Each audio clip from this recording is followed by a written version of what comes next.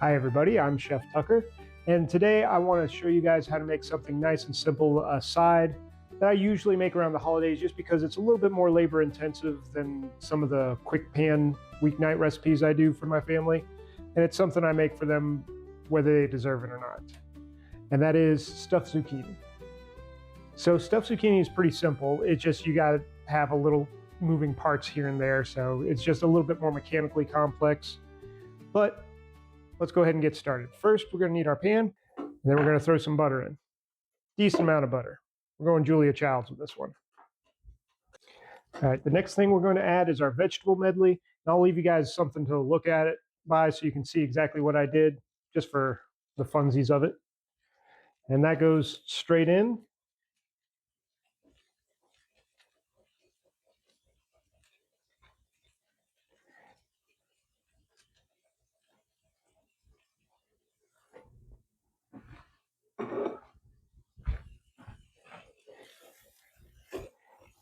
And now we're just going to go ahead and give it a nice little cook.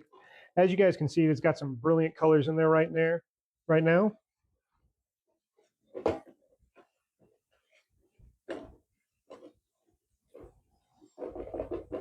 We're just going to give those a little bit of time to cook. We're going to also add some shallot, not a whole lot, but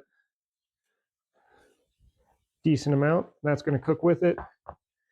All right, once the vegetable medley's been going for a few minutes and you've gotten it to wilt a little bit, the onions are becoming translucent, we're going to add our seasonings and aromatics. So in this case, garlic, because yay garlic, and our herb mixture. Decent amount of herbs to this. We're just going to get them in there until the garlic starts to get aromatic and soften up a little bit. Now that the herbs have worked themselves in, the garlic's gotten aromatic and everything's looking beautiful for us, we're going to add some breadcrumbs. We're going to use part plain breadcrumbs, part panko. So we're going to go a little heavier on the plain than we do the panko, but not by a whole lot. I like the panko like a lot of chefs do because it gives it that nice crunch. And this is why we use so much butter on the front end, is so the breadcrumbs will absorb that butter and become like a stuffing. No, not like a stuffing, a stuffing. All right, so our stuffing is finished, and that's exactly how I wanted it to look. We're going to go ahead and spread it out. I turned the heat off.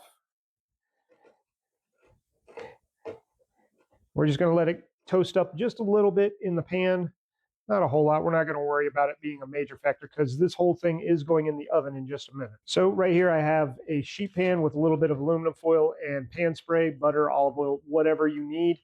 These are going to want to stick to the bottom when you're done, and you don't want to try to fight them and pry them up when they could just slide right off. So take your zucchini boats and then just give them a nice little filling. Fill them up as high as you want, but my recommendation is fill them up to where they're flush, and then you can come back and throw some more on top once you have all your zucchinis filled. All right, so our stuffed zucchini is filled. This was the most labor-intensive part is behind us.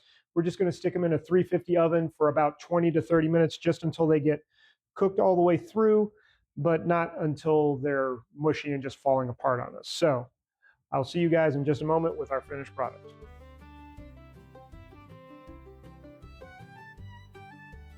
All right, so our stuffed zucchini is done. This is a good vegetarian thing. Take out the butter, substitute olive oil. In case you have people who want something nice, but they have qualms about certain foods that you're eating. I've had family members who just, oh, we don't eat this or we don't eat that, and they were all vegetarians, so this made them very happy. But